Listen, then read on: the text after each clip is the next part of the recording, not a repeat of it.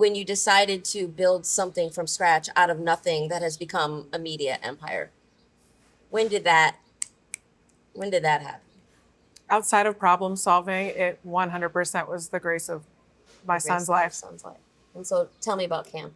My son Cameron is 7 years old now. And I was pregnant, first son, only child thus far.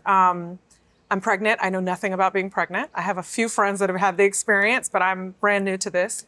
I'm still at my corporate job at the time. I'm building my stuff on the back end for fun at that time.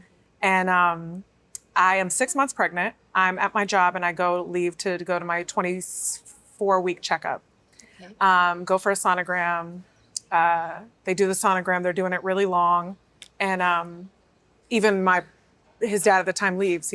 We sit through the sonogram and then he leaves because he's got work. And then I go in the back room and I'm sitting in there forever. And then 3 doctors come in and shut the door and they're like, "Hey, are you feeling okay?" 3 doctors. And I'm like, "Yeah." So not an ultrasound tech.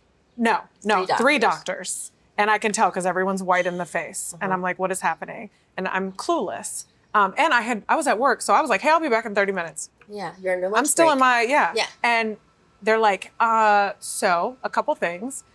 Baby's the same size he was a month ago. Hasn't grown. 2, your blood pressure is like stroke level. So you don't feel bad?" And I'm like, "I feel fine." And they're like, "Okay. All right, we're just going to run some tests. So call work. You probably won't go back to work today. We're going to run some tests and hopefully we can get you home and get a plan." And I'm like, "Okay." And they send me downstairs and they run some tests. An hour later, they're like, "Hey, you're going to stay a couple nights. We don't know what's going on. We're not happy with what we're seeing. You're going to stay a couple nights." And where are you in your headspace right now? Are you in pure panic mode? No. You weren't in panic mode. I'm numb. You're numb. I'm numb. And I think something in my body was preparing for, okay, maybe you're not supposed to be a mom in this season. Maybe you need to prepare. And I know that in me is that I get into shutdown when things don't make sense for me because I'm trying to prepare for the worst. But I don't want to go into like believing that something can go wrong. Okay. So we're 2-3 nights in. A neuro specialist comes in and is like, "Hey, so here's what's up. Is it your kidneys? My protein was through the roof." So he's like, "So your body's shutting down. This baby's making you very sick. He's also not growing. So he's a lot smaller than we would have liked him to be at this point in your pregnancy. So we have 2 options. We'd like to keep you either overnight until you're 34 weeks so we can deliver a healthy baby." So that is 10 weeks. 10 weeks. So In a hospital. you're moving in, or we might be lucky enough to send you home, but you would have to come check in with us every 2 days. So either way, one thing we know for sure is you're not going back to work. Call my job, let them know. They're like, "What? You were just here." Yeah. I'm like, "Yeah, I know. This is wild." And they're like, "Okay, we'll prepare for it." And next day they say, "You're not going home. You're moving in. We need 24-hour care observing." So my partner at the time goes and starts collecting my things. My mentor immediately, I think it was a Tuesday, she's like, "I'm driving down on Friday. I'll be there." This woman. I know. She comes down. My dad just finished his cancer treatment. It's throat cancer. So he has a feeding tube in. So my mom is in full care of him. So she can't get to me. She's taking care of my dad. They're 3 hours away. So my mentor's like, "I'll be there on Friday." Everyone's freaking out in a panic. Oh, and the weekend of the baby shower was coming up. So we canceled the baby shower. 5 days later, I'm in the one night my mentor gets there and she sends my son's dad home. It's like, "Go rest, go shower, go whatever." Me and her are laying in bed. We make the baby shower list. She's laying in my hospital bed with me. We're laughing about it. She's trying to get me in good spirits. They come check my blood pressure every 3 hours. She goes to bed on the couch. I go to sleep. They wake me up at 3 a.m. I wake up. There's 10 people around me. And they're like, hey, wait, hey, can you hear us? And I'm like, "Yeah, I'm fine." They're like, "We're taking you down to labor and delivery right now." And I'm like, "Why?" And they're like, "Your blood pressure is so high, you're going to have a stroke. This baby is killing you." And I'm like, no. I'm 25 weeks pregnant. And they're like, "I know, honey." And the doctor looks at me and he goes, they're wheeling me out. And the doctor looks at me and goes, "I need you to know if it's over you or the baby, it's you. And I need you to be okay with that." This is the worst case scenario. And I'm like, "What?" And he's like, "It's you or the baby. I'm picking you." That's what the doctor said. Yes. And I'm like, "Oh, okay." And so I immediately go numb. I'm like, okay, prepare for the worst. Like, you're losing this baby because there's no way I'm delivering a baby at 25 weeks. And you told me he hasn't grown in a month. I don't know how big he is. I don't know anything. They take me down there. We make it 2.5 days. They deliver the baby. And to tell you how small my son was when he was delivered, they, as I'm pushing, he's like, I want you to stop, just cough. Cough. I said, what? He said, I want you to cough. Like you are about to choke, cough. And I was like, okay. And I cough and he comes out. He looked like the size of a frog when he came out. He goes, do you see him? I make the joke now because he's healthy, but it looked like Chick-fil-A in my hospital room. There was about 15 people lined on the wall prepared to take him when he came out. He goes, do you see him? And I said, oh, right before I pushed, I said, is he gonna make it? And he goes, I don't know. If he cries though, when he comes out, that's a good sign. And when he pulled him out and he said, do you see him? And I said, yeah. And he patted him on the back. He cried like a cat. I heard a cat sound. He kind of like a little meow. It was like a me. And he goes, great, get him out. And they took him. Who is this doctor? Right?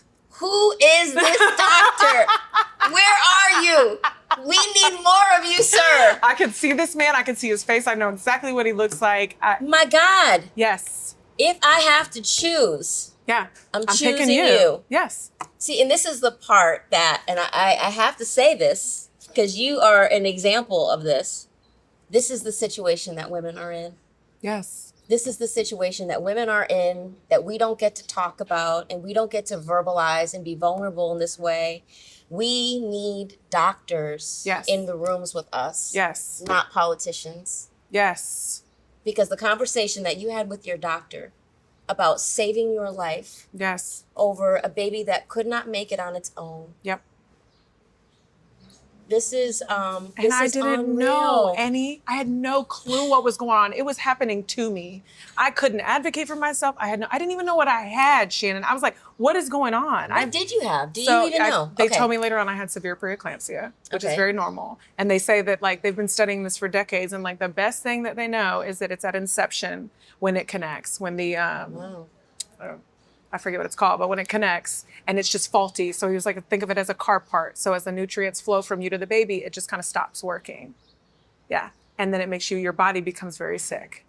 And so you had the whole Chick-fil-A audience they take the baby out. When he's born, he's 1 pound 11 ounces.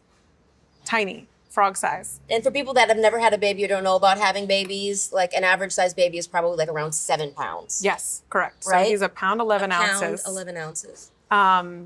Then this big. Yeah, frog size. Literally his legs drop out and they look like 2 little frog legs when they show me. And I can't really see his face. Okay. So then I'm sick. So as they're pushing the fluids out, they kick everybody out of the room. The nurse working on me. And I'm in there for 12 hours with me and the nurse starts crying. And she's like, can you just relax? And I'm like, I'm fine, I'm just starving. Like, can you bring me? And she's like, you don't understand, your blood pressure's so bad right now. And she's like, in my 20 years of nursing, I've never been able to not get this just like down. And I'm like, I'm fine. And I fast forward looking at that, I'm like, that was my rebirth. That was my rebirth. I couldn't get to anyone. I couldn't talk. Oh, I didn't even tell you this part. Wait a minute. Okay. Wait. Tell me. This day that my son was born was August 21st, 2017. If you look this day up, it is the only day in over 100 years of the total solar eclipse. It was the day that it became completely dark and it went over the US. As it was going over, that was when he was born. In that moment? Yes. Between 9 and 10 a.m. as it was crossing the US. The only one that happens in 100 years, a total one, was the day that this boy was born. So there were people going outside with the sunglasses while I was having this boy. Yes. So the darkness, which the darkness to my light is or the light to my darkness is what I always say. The light to my darkness. So yeah, I was super sick. How long were you in the hospital? 8 days after that. Just you. They were working on you for 8 days to get your blood pressure down. Yes.